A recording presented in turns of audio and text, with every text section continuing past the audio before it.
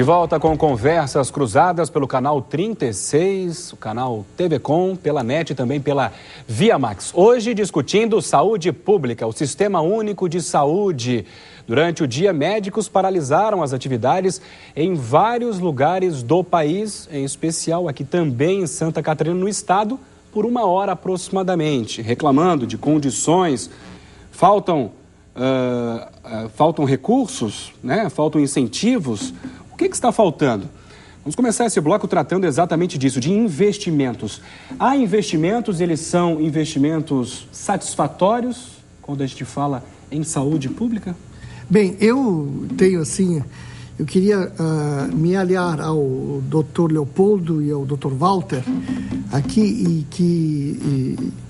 diante da situação, especialmente da alta complexidade, que é o câncer, o CEPOM, e da Secretaria de Estado da Saúde, que é muito fácil ser secretário de saúde no Paraná e é muito fácil ser secretário de saúde no Rio Grande do Sul. A Secretaria de Saúde de Santa Catarina, ela tem aproximadamente 10 mil funcionários.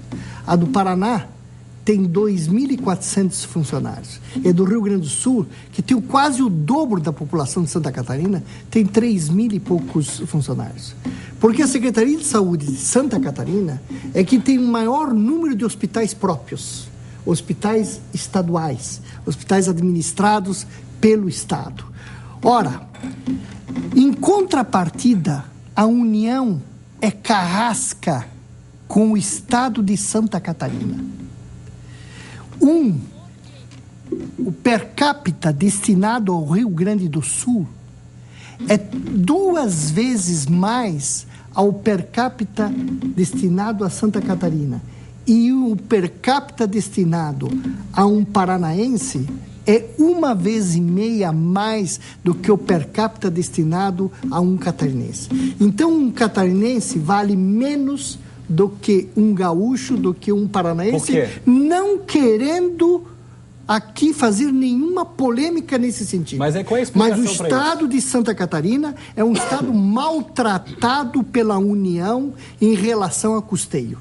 E existe toda essa mazela em Santa Catarina, porque o teto de Santa Catarina, o teto destinado ao governo federal, o retorno dos impostos a Santa Catarina é injusto.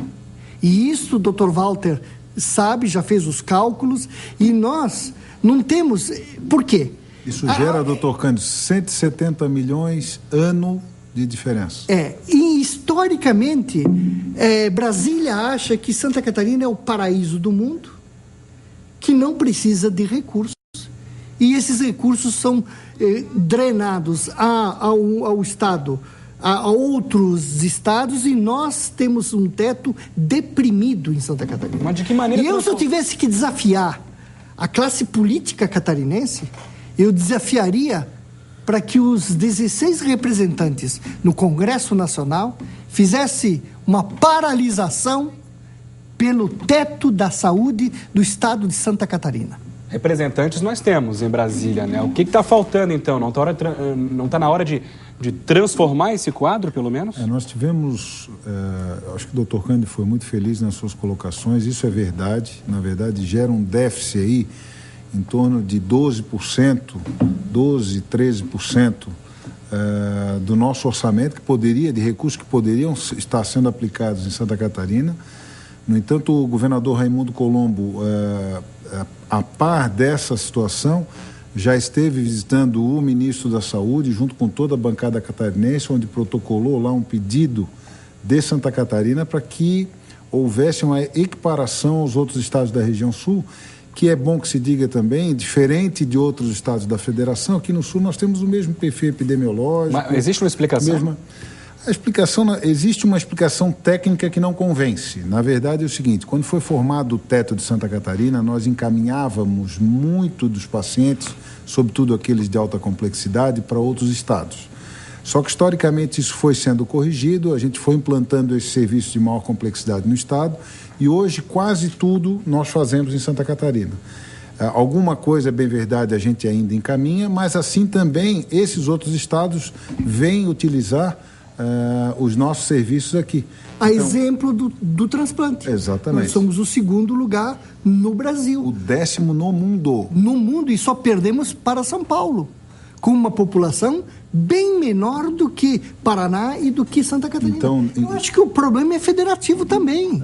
Mesmo com esse problema, né? Fizemos alguns comparativos aqui em relação ao Rio Grande do Sul, ao Paraná, estados vizinhos. Mesmo com esse problema, que seria um problema que vem do governo federal, né? Essa parcial exclusão, digamos assim, ou pelo menos não olhar tão atento como há em outros estados.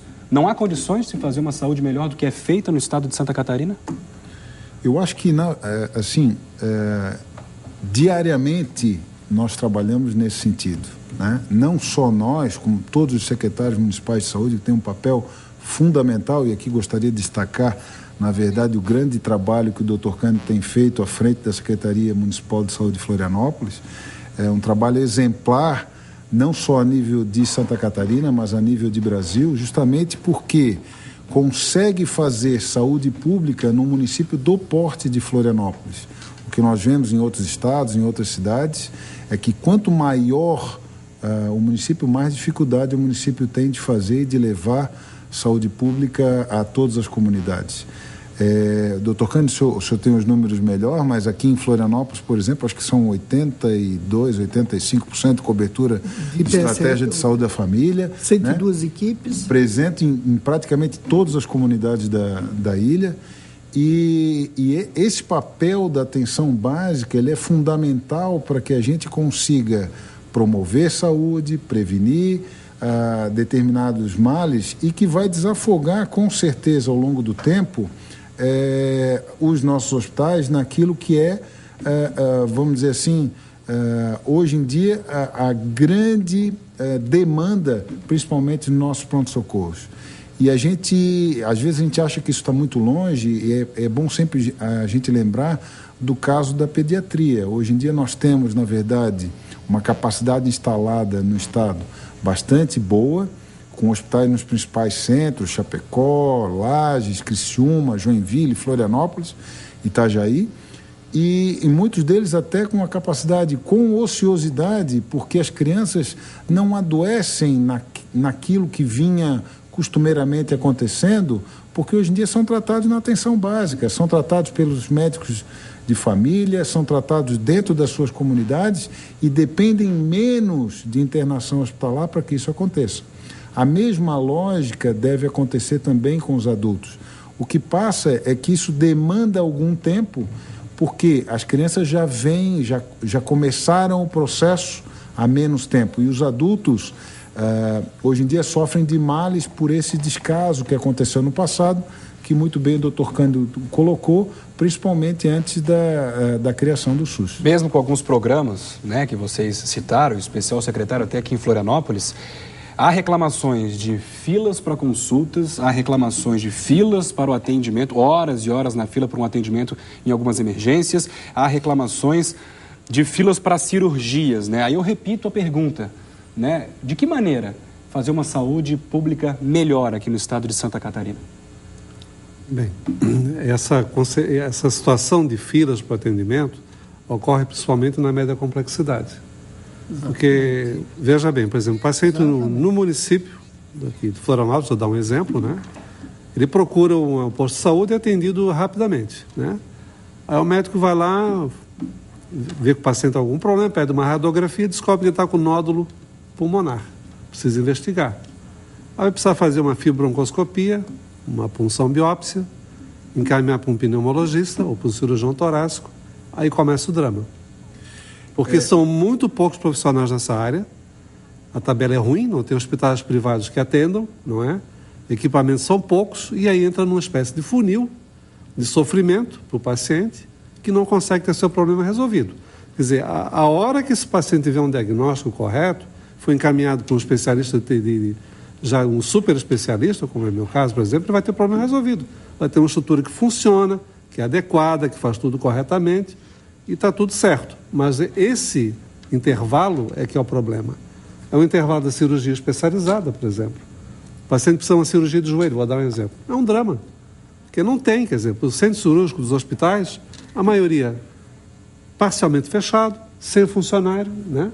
Não tem escala nem horário para cirurgia, tem médico cirurgião capacitado, com vontade de fazer, quer operar, tem uma relação enorme de paciente para operar, não tem onde. Nós temos dois problemas aí que eu acho que tem que ser, assim, um pouco separados. Primeiro é o seguinte, com a tabela que está, não tem nem motivação para o profissional trabalhar.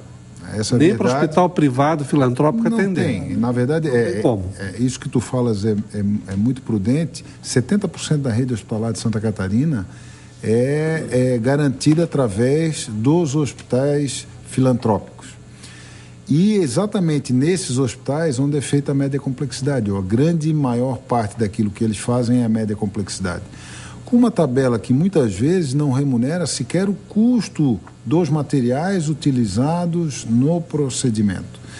Então, é importante a gente separar a questão de investimento da questão de custeio, né? Um hospital desse, se não estiver fazendo a sua rifa, se não estiver fazendo, ele não consegue sobrevida com a tabela que aí está. Agora, essa tabela não muda, superintendente, o Estado não consegue, de alguma maneira, achar mecanismos para tentar melhorar essa condição da maneira com a mesma tabela, da maneira que der? O maior problema é como fazer saúde pública e garantir um direito infinito ao cidadão, um direito integral à sua saúde, dentro de um orçamento finito. Nós temos limitação de recursos, né? Então nós temos que gastar bem, não devemos poupar. O Estado não tem obrigação de poupar, ele tem a obrigação de gastar bem o dinheiro do contribuinte. E nesse sentido, a grande dificuldade que nós temos é que o cobertor é curto, né? Se fazemos alguns serviços com excelência, outros não conseguimos fazer por conta que não temos dinheiro para fazê-lo. Nós arriscamos criar um grande sistema nacional. Nós temos o maior sistema público do mundo, 150 milhões de habitantes, mas não arriscamos dizer como ele será financiado. E aí está essa polêmica. O sistema educacional brasileiro, desde 1946, está na Constituição Federal. Quantos por cento do governo federal, os estados e os municípios tinham que pôr? Desde 1946. E ainda hoje nós penamos com a educação brasileira. Criamos um sistema complexo, de âmbito universal, com equidade, com integralidade. Estamos vivendo num país em que se enxerga a televisão e o Fantástico mostra a todo domingo, e a mãe que tem este filho no colo, e o Fantástico mostra que lá na Finlândia tem o tratamento para esse filho, esta mãe tem o direito de exigir do Estado a salvação do seu filho. Especialmente na área que o Dr. Leopoldo trabalha, que é a área de oncologia, que é uma área caríssima, uma área de introdução de tecnologia, e introduzir tecnologia é caro em qualquer país do mundo. Nós vamos continuar tratando deste e de outros assuntos aqui no Conversas Cruzadas hoje, falando e discutindo sobre a questão da saúde pública, mais especialmente aqui em Santa Catarina. Emenda 29, você sabe o que é exatamente, de que maneira a aprovação dela pode contribuir para a saúde pública em todo o país? E a possível volta da CPMF, seria esta uma solução para elevar os recursos aplicados no setor? Daqui a pouquinho as respostas aqui no Conversas Cruzadas. Nós já voltamos.